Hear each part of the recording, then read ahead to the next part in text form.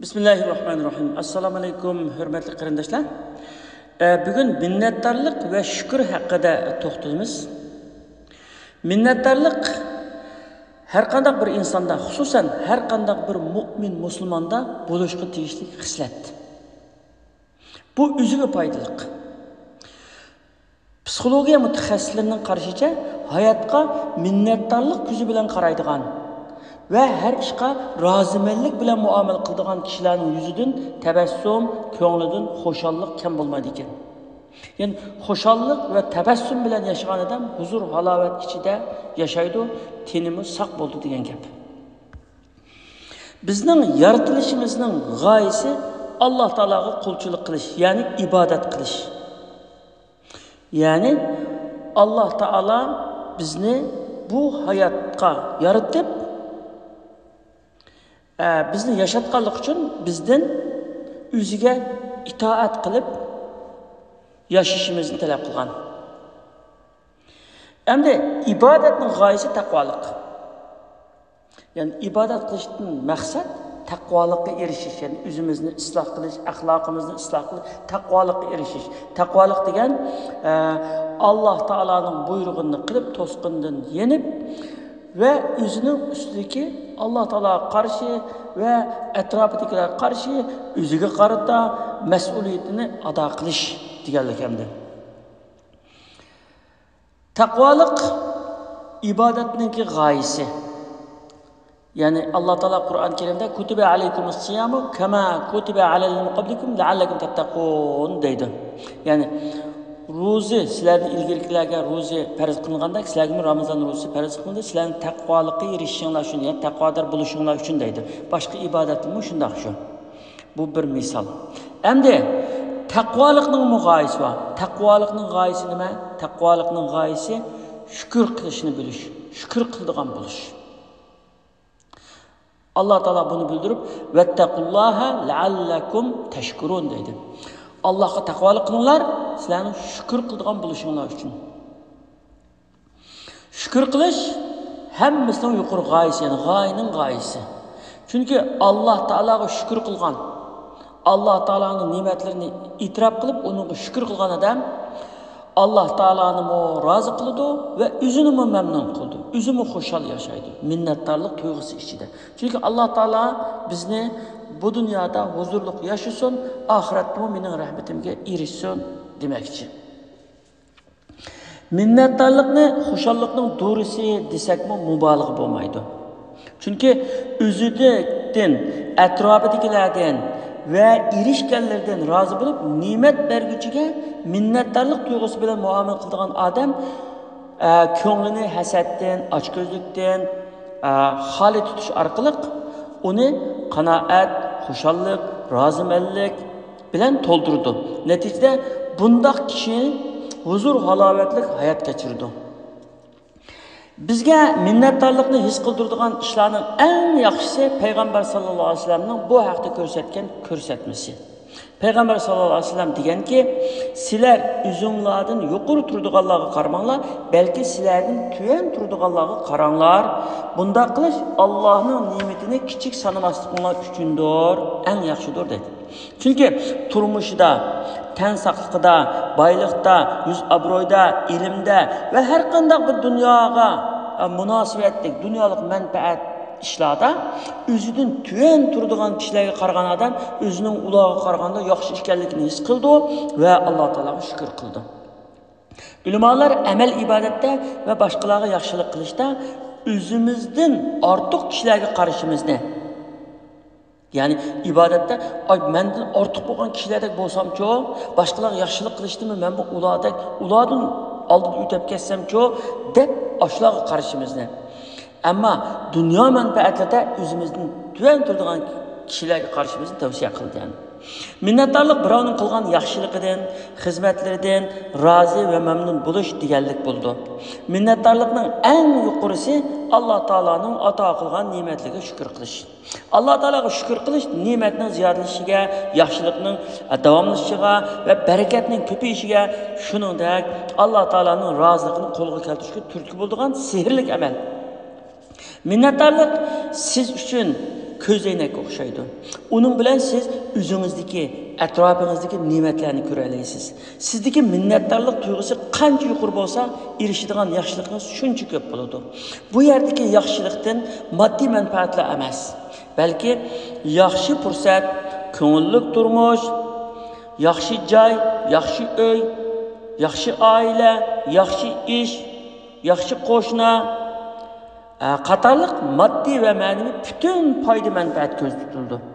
La in shakartum la azidannakum, agar shukr qilsanglar sizlarga berayotgan ne'matimni texmi ziyoda qilaman degan oyatga qaraydigan bo'lsak, bu oyatdagi ziyoda degan so'z muayyan bir ne'matning ziyoda qilinganligiga xos emas, balki shukr qilishga tegishli barliq ne'matlarni o'z ichiga oldi.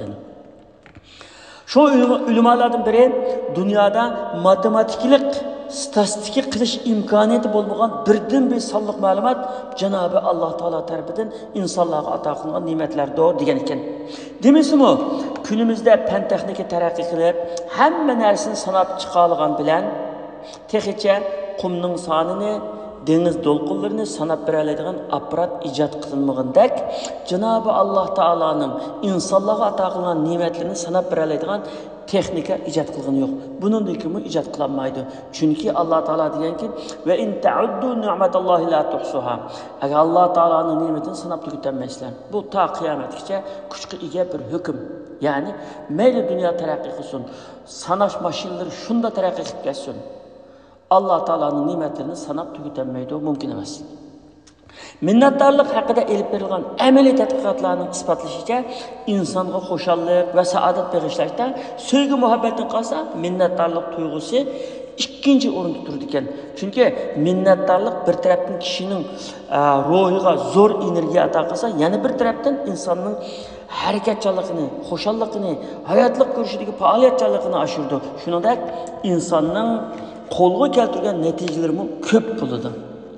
Kundalik hayotida minnatdorlikni odat qilib olgan kishilarning texnik ko'p yaxshiliklarni va zo'r natijalarni qabul qilishga bo'lgan tayyorligi ziyoda bo'ldi ekan. Ozg'a minnatdor bo'lguvchilar ko'pga haqli bo'ldi ekan. Minnatdorlik tuyg'usi qancha kuchli bo'lsa, erishadigan ne'mat va yaxshilik shunchalik ko'p bo'ldi ekan.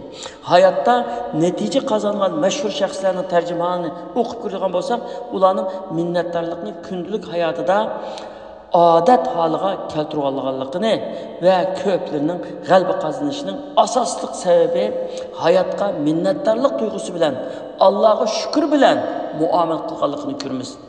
Masalan, payg'ambarimiz sallallohu alayhi vasallam eng ko'p shukr qiladigan banda edi. Eng ko'p shukr qilgan. Hatto kechalarda Alloh taologa tahajjud namozi o'qib, uyri turish jarayonida putlari ishib ketganda Oysha roziyallohu anha sizningki burunqi va keyingi butun gunohlar mag'firat qilingan tursa, siz bunda jiq ibodat qilmasin bo'lmamdi deganda, Allohni shukr qilguvchi bandasi bo'lmaymanmi degan. Payg'ambar sallallohu alayhi vasallamda ya'ni bir odamningki bir shukr qilishi uchun uning noit boy bo'lishi, noit jiq ne'matlarga ega bo'lishi, noit katta bir mansabga ega bo'lishi u shart emas. Shukr qilish uchun shukr minnatdorlik tuyg'usi bo'lish yetarli. Payg'ambar sallallohu alayhi vasallam dunyolikda shunda nurg'un ishlardan mahrum qolgan bir zot. Masalan, tug'ilishdan burun dadasidan mahrum qoldi, dadasini ko'midi. Tug'ilib endi bir aqliga kelganda onasidan ayrilib ketdi. Uningdan keyin endi bir tog'asi anasının o'rnida hamda eng yaqin kishisi tog'asi uni boqadi. 8 yosh kelganda tog'asi vafot bo'lib ketdi. Uningdan keyin andin buvisi vafot bo'lib ketdi. Uningdan keyin tog'asi Abu Talibninki tarbiyasiga qoldi. Abu Talib nəhayət muhim bir vaqtlarda Peyğəmbər sallallahu əleyhi və səlləmə vahiy kelib Məkkə müşrikləri ularni asli Şəbi Ali degan yerga qo'rshab embargo qilayotgan shunda zo'r vaqtlarda u kishi vafot bo'lib ketdi. Eng vafodor uning ko'nglini taskin qilgan, ko'ngliga tasalli beradigan vafodor ayoli Xadija radhiyallohu anha o'sha vaqtda vafot bo'lib ketdi. Uning bu Makkalik o'zining tuqqanlari payg'ambarimizning da'vatiga qarshi chiqib, uningga yo'l qo'ymagandan keyin Toifga chiqib, endi Toifda o'zining haliqi sut onasining balları bilan bir tuqqanchilik, ya'ni sut munosabati bilan tuqqanchilik munosabati bo'lgandan keyin ashulardan yordam og'ili, endi ashular mening da'vatimni qo'llamiki deb aşağı chiqsa, ular tosh etib, putlarini qanitib yo'lga qo'yib qo'ydi. Undan keyin endi Madinaga hijrat qilgan chog'da bu mushriklar mening qimmatimni va islomning qadrini bilmadi. Endi Madinadagi yahudilar bo'lsa-mu, bu ahli kitob bo'lgandan keyin ularga burun endi Musa alayhisalom payg'ambar bo'lib kelgan, Tavratdan iborat samoviy kitob kelgan, bunda bir samoviy dinga e'tiqod qilgan insonlar bo'lgandan keyin bu islom dinini to'g'ri tushunib, bana yordamchi bo'lishi mumkin deb umid qiladi. Ular bu Makkalik mushriklarni bak ashaddiy dushman bo'lib ayda chiqdi. Payg'ambar sallallohu alayhi vasallamning hayotida 7 dona farzandi bo'lgan, 7 farzandining 6'si o'zidan burun vafot bo'ldi. Hammasini o'zi ko'mdi. Demak, bir insonga keladigan musibatniki hammasi keldi payg'ambarimiz. Shunda musibat kelgan, bu hayotning hech qanday lazzat, halovat ololmagan, mushunda jafoliq turibmi yana Alloh taologa shunda shukr qilib, Allohning shukr qiluvchi bandasi bo'lmaymanmi deb shunda hamisha shunda shukr qiladi. Shukr qilib kechalari shunda namoz o'qib putlari ishib ketadi. Allah Teala'nın nimetlerini hemisi deydi ağızda ve tili bilen onu ikrar kılattı, ameli bilen bu şükürünü ada kılattı. Peygamber Aleyhisselam bizden en yaxşı ülgümüz emdi. Yani minnettarlık his kılışka türkü bulduğun amıllar var. Mesela insanın bir minnettarlık his kılışka üzü türkü bulduğun bir amıllarını, şu nersini biz bilmesek, xuddi külgüs kelmegen adamning kulondisi kulanmagandek hamda o shukr qilg'usimi kelmaydi insonning. Nimishqa? Chunki uni shukr qilishga turtki bo'lgan narsa bo'lishi kerak. Shu turtki bo'lgan narsani inson his qilishi kerak. Bo'lmasa o tugining ustida turib, tugi izlagandek, ne'matning ustida turib uni ko'rolmay qoldi hamda. Birinchisi, o'zimizga ato qilingan ne'matlarni bilish va tonish. Shu ne'matlarni bilish degan bu naydi cho'ng bir ish endi. Rivoyat qilinishicha, bir odam her gün etgende çıkıp şu derya boyda balık tuturken, qamoqni şu suga sepqab, anda otururken, bu balık tushgandan shuni bilan uni tatadigan, shunday ekan, kunlik ayda qitgan. Bir kuni bek etgan chiqib qolibdi. Kun chiqmagan vaqtda menab aşağı yiqilishib kelganda, yo'lda putiga bir narsa tutilishib ketibdi-da. Asa kichik bir xalta, ichida chim tosh bor ekan. Buni bir elib tashlatay deb, bo'lmasa elib mangay deb elib mengapti. Mengab qamoqni suvga sep qo'yib, shu daryo bo'yida o xaltning og'zini ichib bu toshni birdan shu suvga etib, shuningdan chuluqlagan ovozini anglab, shunday bir kichigina, ya'ni ko'ngil ochqach o'tiribdi-da u. Ayda toshni etib o'tiribdi. Eng oxirgi toshni atitgan chaqda tashqinda bir qarib etibdi. U chaqda bir kunmi chiqib ekan endi. Endi olib kichigini yuribdi ekan. Qarasa bu tosh emas, olmos ekan. Shu bir olmos bilan bu odam o'zining hayotini, turmushini shuning bilan yaxshilabdi. Demek, keşke şu adam, şu bir halta almasından hemisi bilgen bozucu, bir halta almasından turmuşun tekimi yakşı kılarlar düşündü ama en ahir bir almaslı olsun durdu. Nurgun adam o bir almaslı mı bilmeyi hemen soğuk taşlar tuttu. Hayatta insanların tulusu şunda. Nimet şunda, nimetin üstüdür. Onu tanımaydı, o nimet gitip kalkan ki onun kıymetini bilirdi.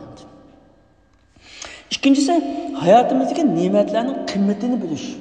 Yani nimet var ama kıymeti qanchalar, kıymetini bilish. Rivoyat qilishicha bir adam, bir boy o'zi o'tirgan shu villa uyini sotmoqchi bo'libdi. Uzun zaman o'tirgandan keyin buni zirkib hamda boshqa bir uy solaydi.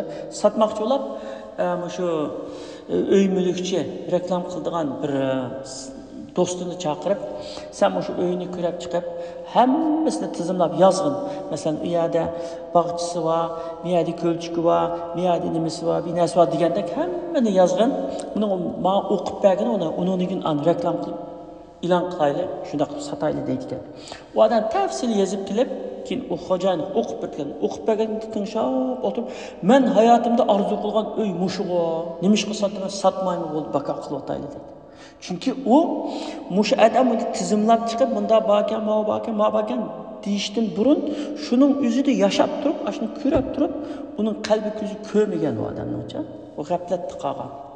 Şunun okşaş nimetlerini mi? Şu nimetlerini şu ve amma bi nimet rabbike fehaddis deydi Allah Teala Kur'an-ı Kerim'de. Allah Teala'nın nimetini hemen şu sözlüğün ağzından düşürme deydi. Biz şunu her zaman dilimizge ekilip turuş arkalık an üzümüzdeki şükür kılış nimimizni, ilmimizni ve şükür kılış hissiyatımızı aşırımız aşını olan. Onun bu nimetlerini ata kılgan Allah Teala'ya şükür kılış. Bu nimetlerge erişkenlikimizden hoşal ve saadet his kılış. Yani yukarılar hayatımızda minnettarlıkla sihir gücünü oturga çıkarışının asaslık basmışları. Minnettarlıklı maksat Allah'a şükür. Ya ki elhamdülillah dep koyuşla emas. Belki Allah Teala'ya karta çin köğünümüzden çıkan minnettarlık tuygusunu his kılış. Mana bu hakiki saadet, mana bu hoşallık. Minnettarlık prinsipi. Üzümüzge ata kılgan her bir nimetinin Allah Teala tarafından kılgan fazla kerem ekanligini tunuş ve çin kalbimizde onu itiraf kılış lazım. Allah Teala'ya dil, til ve ameliyat bilen şükür kılış. Ma'lumki şükür til bilenla yoki dil bilenla ada tapmaydı. Til bilen ada kılıngan şükür nimet bergücünün nimetlerini ve ata ihsanlarını til arkalık sözler hem sanaş. Dil bilen ata kılıngan şükür nimet bergücünün nimetlerini ve ata ihsanlarını itiraf kılış, çin yürekten ona minnettarlık bildiriş ve onu süyüş, onun rahmet etiş. Endi amel bilen ata kılıngan şükür nimet bergücünün nimetlerini ve ata ihsanlarını aşının buyurgan yerligi işletiş, yaman yolu işletmeslik ve nimet bergücünün yani Allah Teala'nın ki aciz uyruk bendiligimi yardım konunu sunuş. Endi minnettarlıkni adet kılışının usulları buldu endi. Bu kanda gündelik hayatımızı Allah Teala'nın bizge bu hayatını ata kılganlık nimetiga şükür kılışdan başlaş. Mesela hiç işimiz yok, şunda xapılıqımız yok, şunda g'imimiz yok, şunda kambag'allab ketayli. Lekin bizningki şu a'zolarimiz saq, tinivatimiz, tiniqimiz bor. Allah bizga şu hayatni baqoliq berdi. Yani şu hayatni berdi. Şu hayatni berginki bo'lsa-mu, shuni şükür qilish. İkincisi tan saqlığımız ve her bir a'zoyimizning ishlab turganligi uchun Allah Teala'ga cheksiz şükür qilish. Yani bu a'zolarning ishlab turganligi acayip bir nimet. Bu a'zolarning hech qaysi biz pul tulmadik. Hech qaysi biz pul tulmadik. Allah Teala bizga berdi. Shuni xalqan adamning xalqanini ev oldi. Onun hech kim itiraz bildirib, norozilik bildirolmaydi çünkü o onun mülkü emas, Allah'ın mülkü. Allah berdi onu. Xalis ev oldu, xalis ba'zi odamlar mesela ko'zini ko'rmaydigan qilib qo'ydi, ba'zilarni quloqini anglamaydigan qilib qo'ydi, ba'zilarni putini naka qilib qo'ydi, qo'lini cho'loq qilib qo'ydi. Masalan, shu boshqalarga ibrat olsin, bilsin. Buniki men shuni qodir ekanligimni, ya'ni bu ne'matni men berguchi men evilishga qodir ekanligimni bilsin deb shunday qilibdi. Bir sinoq hamda bu hayot ahirdan 5dan oxirigacha hammasi bir sinoq hamda. Hamda uningdan oila a'zolarimizga, do'stlarimizga, qo'shnilarimizga va bizga ozroq bo'lsa-mu yaxshilikqa yetgan har bir kishiga minnatdorlik bildirish. Minnettarlık prensip usullarining biri hamda o'zimizning nurg'un kishilarning ortiq ne'matga ega ekanligimizni askalish. Kasalchan, yo'qsul, ishsiz qolgan kishilarning holidan ibrat olib, Alloh taologa shukr qilish. Uningdan o'zimizga ato qilingan ne'matlarni hamisha eski elib turish, unutmaslik yani. Allah'ın nimeti mening üstümde ko'p. Allah qanchalik shukr qilsam men uni ado qilib bo'lolmayman deganni dilimiz bilen ve tilimiz bilen deyiş endi. Endi insanın kecha kunduzdagi her bir lahzasini Allah Teala'nın sansılgan nazu nimetleri uğrap durdu yani. Yürüyüş duruşu, iş hareketi, hatta bir anlık nefsimi fakatla Allah Teala'nın nimeti bilen buldu. Her bir tiniqimiz bunun en roşan delili. Çünkü tiniqimiz bir lahza to'xtab qolsa, bizning holimiz qanday bo'ldi? Uni Alloh taoladan boshqa hech kim qaytarib berolmaydi. Shunga mu'min odam Alloh taolaning haqqini tunigan, uning ne'matlarini e'tirof qilgan va uning o'zining Alloh taolo qarta qarzdor ekanligini bilgan kishi. Şuna Allah Teala'nın nimetini tunuş ve minnettarlık bilen yaşaş, hoşallık bilen yaşaş, yani minnettarlık bilen, razımenlik bilen yaşaş insanın bəxt-saadətlik, huzur, halavetlik yaşayışının bir usulü hemdir. Allah Teala hemimizni yaxşı işlərə muvaffaq qılsın, hemimizni saadetmen bendilerden kılsın. Amin.